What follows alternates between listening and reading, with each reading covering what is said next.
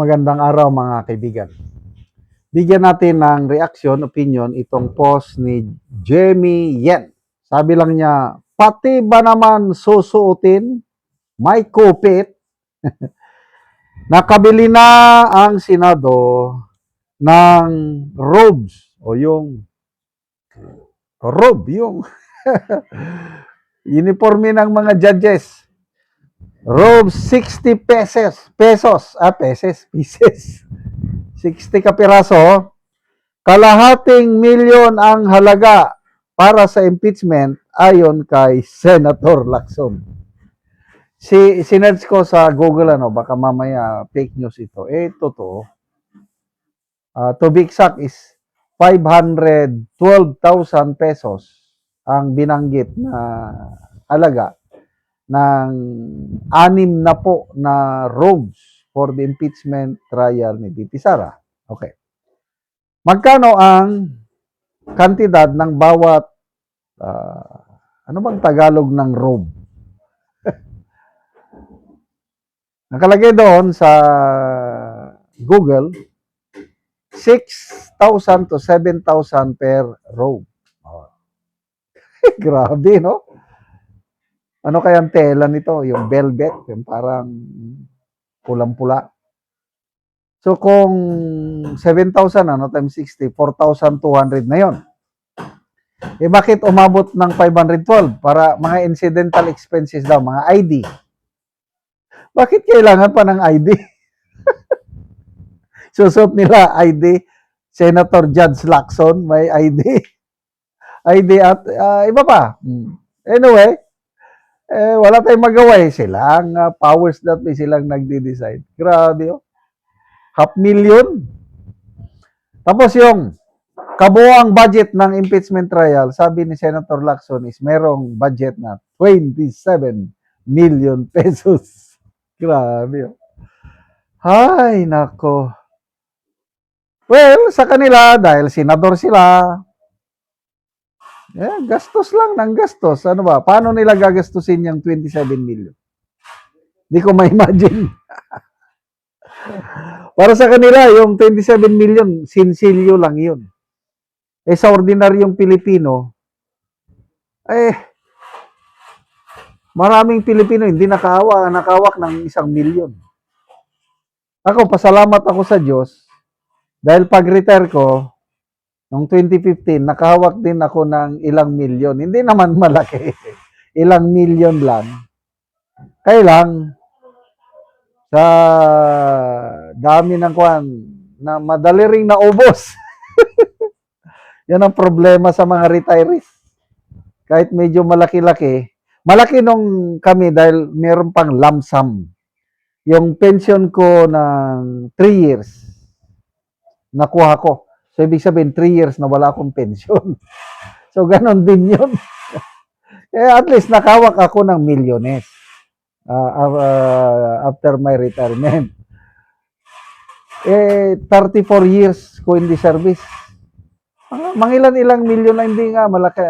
Ayoko naman sabihin kung ilan. Basta, nakaabot din ng milyon. Ganon yun. Ang hirap makahawak ng milyon. Sa kanila, 27 million is sinsilyo. Ano bang taon nun? 2023 ba yun? Yung SONA? Isang araw lang.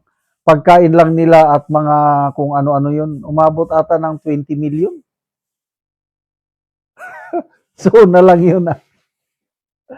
Ganyan po how will I say it? Asyong aksaya. Tayong mga senior, panahon natin, nung kabataan natin, di ba, paano ba lumabas yung Asyong Aksaya? Comics ba yun? O TV show? Tandang-tanda ko kung waldas ka, di ka nagtitipid, gastos ka ng gastos, tatawagin kang Asyong Aksaya. Ganyan tayo ngayon. Itong gobyerno natin. Opinion ko lang ito Grabing gastos. Ano pa bang? Ito, ASEAN Summit. May 7 and 8. Ilang billion? 17 billion. Wow. Daming naghihirap na Pilipino dahil sa krisis sa langis. Gagastos ka 17 billion. But anyway, wala tayong magawa dahil sila ang nasa kapangyarihan. Tingnan natin ang reaksyon ng taong bayan. 1,200 ang nag-react. 866 ang tumatawa, 284 ang galit. 47 lang ang nag-like. So, wala na talaga. Perception ng taong bayan sa Senado, Kongreso, gobyernong ito napakababa. Dahil, I don't know, opinion ko lang ito, wala silang malasakit sa paghihirap. Tingnan nyo, yung buwis sa langis.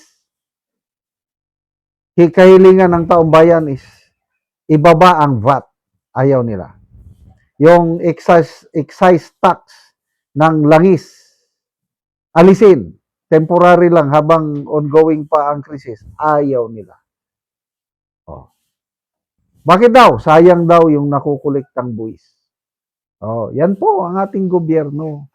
Magaling lang mangolekta ng buwis. Okay lang sana kung yung nakukulektang buwis ay sigurado papunta serbisyo sa taong bayan. Paano? Malita issue. Kaya, bilib ako dito kay Congressman Libeste. Siya yung isang nananawagan na tanggalin na, ibaba ang VAT. Kailang ayaw ni ang isang umaayaw itong si Executive Secretary Ralph Recto. Kaya tinawag siyang Batman.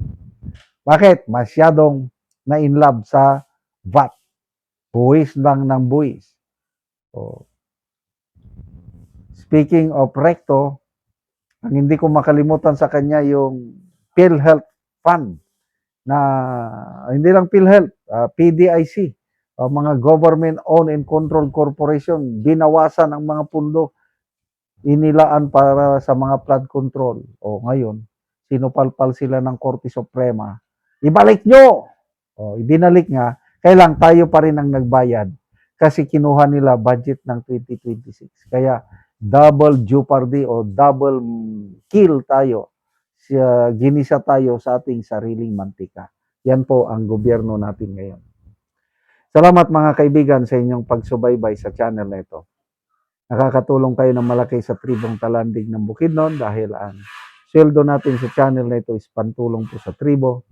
Namimigay tayo ng libreng yero at pako para makapagpatayo sila ng mas maayos na tirahan. Panoorin niyo ang video na ito. Anak ko diri sa balay sa Tabangan og yero. So muna ni ang itsura sa iyang atop. So muna ni ang kadako sa buslot sa atop niya nga yero. Makita gyud nato nga panagad karaan na gid mga yero. Ipangbutangan lang og mga kahoy diya tungod kay kung muulan. So kining dinhi dapit sako lang gani ang ilang ginabutang tungod sa ulan.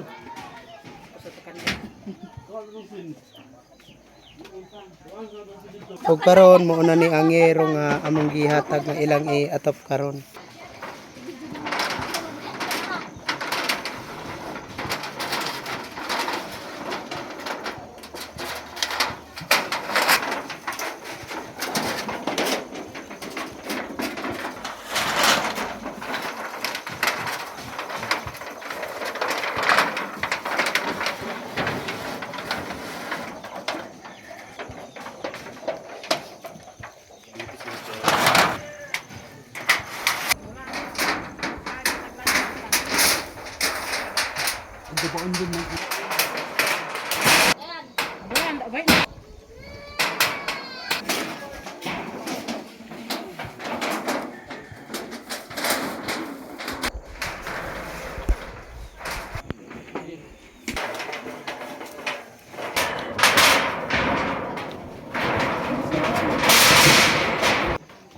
Og karon akong makita nga human na gyud sa pag-atop ang gitabang nga yero. So napulihan na gyud tong ilang mga atop nga daot na kaayo. Napulihan na gyud tong mga buslot. So karon human na gyud sa pag-atop. Salamat sa Ginoo ug sa nagtabang sa sin. Napulihan na gyud to ang among atop nga napulo na kapin ka tuig. Salamat kaayo. May mag-antos sa ulan kay dili na matuluan. Oo, so salamat kaayo. Salamat kaayo.